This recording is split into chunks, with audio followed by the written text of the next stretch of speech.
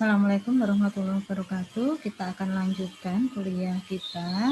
Sebelumnya kita sudah membahas tentang penyimpanan obat ya pada umumnya dan juga persyaratan dari gudang itu ya.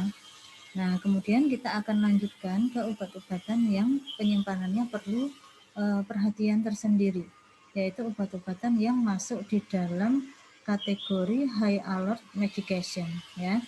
Jadi ada di rumah sakit itu sejumlah obat-obatan yang memiliki resiko tinggi menyebabkan bahaya yang besar pada pasien jika tidak digunakan secara tepat. Ya, jadi merupakan obat yang prosentasenya tinggi dalam menyebabkan terjadinya kesalahan dan atau kejadian sentinel yang obat itu beresiko tinggi menyebabkan dampak yang tidak diinginkan. Ya, jadi obat-obatan ini jika terjadi mudah banget terjadi kekeliruan. Ya, mudah banget terjadi kesalahan yang itu kemudian akan berakibat fatal itu bagi pasien gitu ya. Maka perlu mendapatkan perhatian khusus. Itu adalah obat high alert medication ya.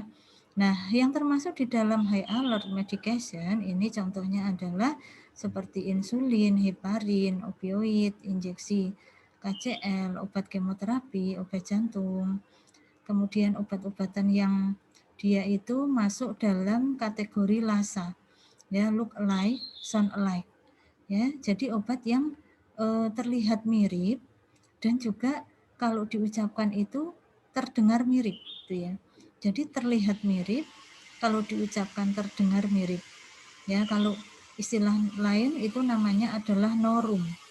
Norum itu dari kependekan dari nama obat, rupa, dan ucapan mirip ya.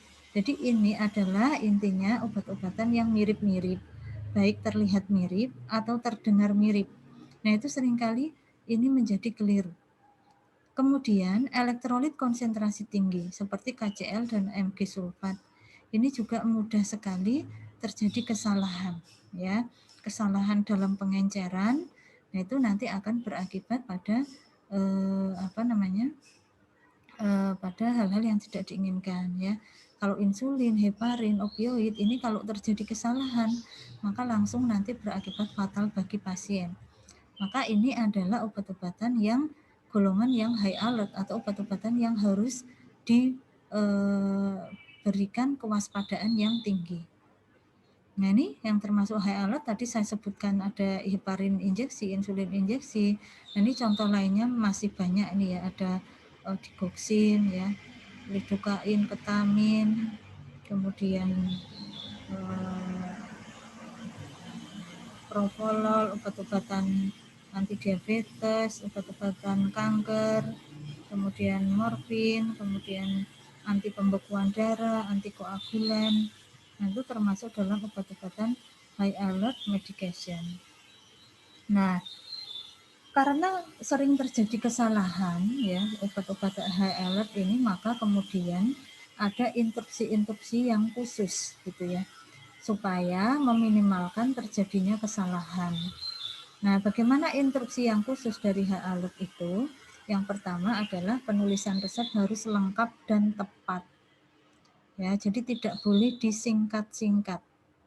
Kemudian penulisan obat yang termasuk golongan LASA atau norum itu harus menggunakan huruf kapital semua. Ya, kenapa? Karena mirip ya.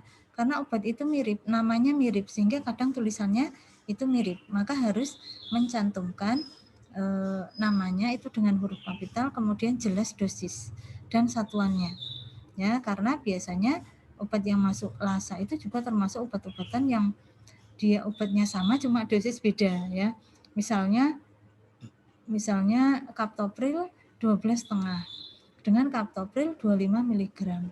Itu adalah obat yang kemasannya sangat mirip. Tulisannya mirip, yang beda cuma angkanya 12,5 dan 25 mili. Maka kalau itu penulisannya tidak lengkap, tidak jelas, itu bisa nanti menyebabkan kekeliruan dalam pengambilan. Yang diminta 25 diambilnya adalah yang 12,5. Kemudian instruksi lisan hendaknya dihindari kecuali sangat terpaksa. Ya, jadi pemberian instruksi pemberian obat misalnya dengan lisan ya, dengan telepon gitu ya. halo dari farmasi ya, minta disiapkan obat proneuron gitu ya. Tapi dengarnya di instalasi farmasi mungkin tidak proneuron ya, karena ada obat yang mirip, misalnya forneuro gitu ya. Waduh, tadi proneuron atau proneuron atau forneuro ya itu ya. Itu kadang-kadang kalau kondisi petugas itu sedang capek, sedang lelah, itu kadang-kadang itu bisa terdengar mirip. Kalau kemudian keliru, nah itu bisa nanti mengakibatkan bahaya. Maka instruksi lisan ini memang harus dihindari. Seandainya dapat instruksi lisan, maka pendengarnya yang ditelepon oleh dokter itu harus mengkonfirmasi apa yang ia dengar. Seandainya dokter mengatakan proneuron, dia bilangnya forneuro, maka kemudian dia harus menyebutkan, dok benar tidak forneuro, dieja FORNEURO. Nah itu harus seperti itu. Kalau bukan kan dokter nanti akan bukan itu. Ya akhirnya ya itu tadi, pemberian instruksi lisan memang harus seminimal mungkin agar terjadi kecuali sangat terpaksa. Seandainya memang harus menggunakan instruksi lisan karena efisien waktu, mungkin obatnya diperlukan cepat gitu ya, maka harus mengkonfirmasi apakah yang didengar itu sudah tepat atau belum. Kemudian apoteker atau asisten apoteker yang menerima resep harus melakukan konfirmasi jika terdapat penulisan yang tidak sesuai atau tidak jelas ya.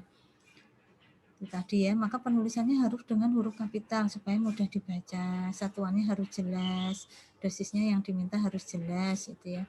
Kalaupun dengan seperti itu ada yang belum jelas, harus dikonfirmasi ke dokter. Kemudian penulisan instruksi terapi oleh dokter dan perawat di rekam medis juga sesuai penulisan resep. Ya, jadi huruf kapital, kemudian satuannya itu ditulis lengkap ya. Misalnya IU ya, IU ini harus ditulisnya adalah International Unit. Dosis rutenya harus ditulis jelas ya, dosisnya yang berapa mili. Kaptopril yang 12,5 atau yang 25 harus ditulis jelas. Kemudian rute pemberiannya itu juga harus jelas ya, apakah dia per oral atau IV, IM, nah itu harus ditulis jelas. Kemudian pemberian elektrolit konsentrat tinggi hendaknya memberikan penjelasan untuk mengingatkan perawat tentang dosis dan cara pemberiannya ya, pengencerannya ya, dosisnya, cara pemberiannya harus ditulis lengkap. Nah kemudian penyimpanan lasa atau noru di gudang farmasi maupun di unit-unit pelayanan itu juga ada aturannya ya, jadi tidak boleh diletakkan berdekatan. Kenapa tidak boleh diletakkan berdekatan? Karena lasa ini adalah obat-obatan yang mirip ya, karena dia mirip, kalau diletakkan berdekatan maka akan terjadi kemungkinan besar kekeliruan dalam mengambil. Kemudian walaupun terletak dalam kelompok abjad yang sama, harus diselingi dengan minimal 2 obat dengan kategori lasa di antara atau di tengahnya. Ya, jadi misalnya kaptopril 12,5 dan kaptopril 25 itu adalah lasa. Namanya mirip, kemasannya mirip, cuma dosisnya yang beda. Maka peletakan kaptopril 12,5 dan 25 walaupun dia dalam kelompok abjad yang sama, C ya semua, maka di tengah-tengahnya antara kaptopril 12,5 dan kaptopril 25 itu harus diletakkan minimal 2 obat yang lain.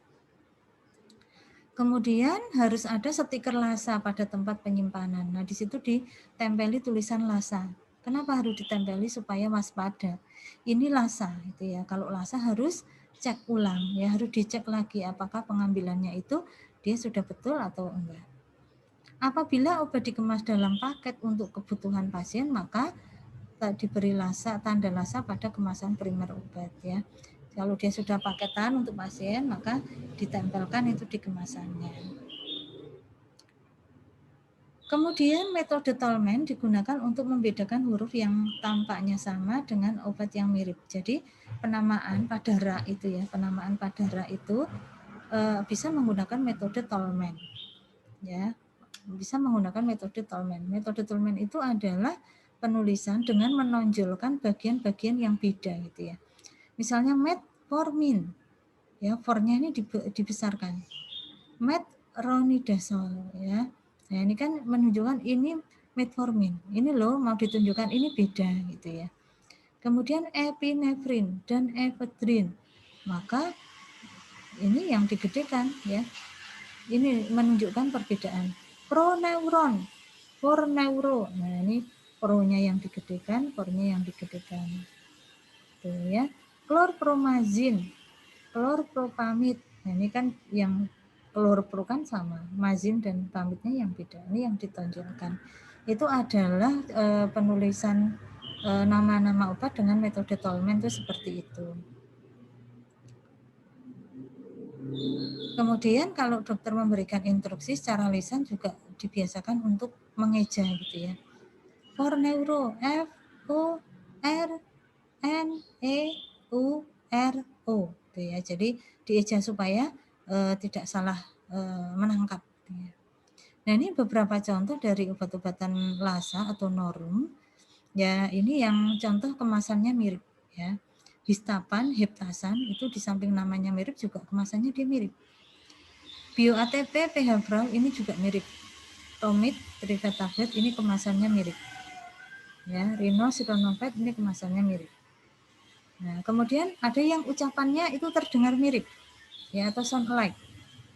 Ya, jadi ucapannya terdengar mirip. Allopurinol, haloperidol itu kalau dari jauh dari telepon itu kadang-kadang terdengar mirip. Ini tadi di telepon diminta allopurinol atau haloperidol ya. Tuh, kalau tidak hati-hati, tidak dieja, maka nanti bisa salah. Lasik sama losek, amitriptilin dan aminofilin itu terdengar mirip loh. Aptor, Lipitor, asam mefenamat, asam tranexamat itu terdengarnya mirip. Maka obat-obatan yang seperti ini itu masuk dalam golongan sound alike ya. Terdengar mirip, ucapannya mirip. Phenytoin, Ventolin, Triofusin, Tutofusin. Nah, itu kan mirip banget ya. Kemudian obatnya itu masuk golongan Norum berdasarkan kekuatan yang berbeda ya. Misalnya ini amlodipin 5 sama 10. Ini tulisannya sama, namanya sama. Dosnya persis, obatnya persis, tapi cuma beda di dosis. Ini termasuk juga LASA. Neurotam 800, Neurotam 1200. Saya tadi mencontohkan Captopril 25 sama Captopril 12,5. Ini kemasannya sangat-sangat mirip. Kalau nggak memperhatikan betul bisa keliru mengambil yang diminta 12,5 yang diambil 25. Kemudian ada obat konsentrat tinggi, ya, contohnya magnesium sulfat 40%, 20%. Kemudian ada KCl, ada dextrosa, ini dalam kemasan untuk injeksi semua, ya, yang biasanya harus dicairkan terlebih dahulu. Nah, ini coba ya kita cek ya, ada obat-obatan sound look alike ya, look alike. Ini kalau seperti ini antara cefazidime dengan cefepime ini mirip banget ya. Kita bisa keliru dalam mengambil. Antara hialit 0,1 dan karium ini kemasannya juga sangat-sangat mirip. Kalau ini adalah obat yang masuk sound alike, terdengar mirip. Proneuron dan forneuro itu terdengar mirip kalau diucapkan. Nah, maka obat-obatan tersebut harus diletakkan memang tidak berdampingan ya, tapi diselang dengan dua obat yang lainnya. Nah, kemudian kalau untuk penyimpanan elektrolit konsentrat tinggi di penyimpanan di gudang maupun di pelayanan, itu bisa juga elektrolit konsentrat tinggi itu disimpan di ICU, IGD, PICU, dan ICCU. Nah, dipisahkan dari obat yang lain karena ini bahaya. Ya. Kemudian di selotip merah di sekeliling tempat diberi penandaan obat high alert. Ya, jadi disendirikan penyimpanannya, kemudian di sekelilingnya itu dikasih selotip merah, kemudian dikasih penandaan high alert gitu ya. Kemudian tempelkan stiker merah bertuliskan high alert double check pada setiap kemasan. Nah, ditempel ini ya. Supaya apa? Supaya dicek lagi dan cek lagi. Ya, minimal double check ya. Dicek lagi supaya dipastikan tidak terjadi kekeliruan. Kalau satu orang ngambil, maka dia minta orang lain untuk ngecek. Saya butuh ini benar, ini sesuai, ya suruh temannya mengecek. Oh ya sudah sesuai. Nah, itu ya harus double check. Kemudian ada beberapa hal yang perlu untuk diperhatikan, yaitu setiap depo farmasi, ruang rawat atau poliklinik ini harus punya daftar obat high alert. Kemudian setiap tenaga kesehatan harus mengetahui penanganan khusus high alert. Ya, ini melibatkan bukan hanya tenaga farmasi saja, tapi tenaga yang lain juga. Ya, ada perawat, kemudian ada dokter, dia harus paham betul bagaimana menangani high alert ya. Khususnya penyimpanannya harus bagaimana, prosedurnya harus seperti apa. Kemudian prosedur peningkatan keamanan obat yang perlu diwaspadai dilakukan mulai dari persiapan, penyimpanan, penyiapan di farmasi, dan ruang perawatan dan pemberian obat. High alert disimpan di tempat terpisah, aksesnya terbatas, diberi label, jangan lupa pengecekan minimal 2 orang petugas yang berbeda. Ya, maka tadi dikatakan double check. Double check itu dilakukan oleh 2 petugas yang berbeda. Tidak menyimpan kategori obat high alert atau kewaspadaan tinggi di meja dekat pasien tanpa pengawasan. Nah, ini penempatannya harus diperhatikan ya. Oke, itu untuk obat high alert. Untuk kuliah penyimpanan obat saya cukupkan sekian. Kita akan beralih ke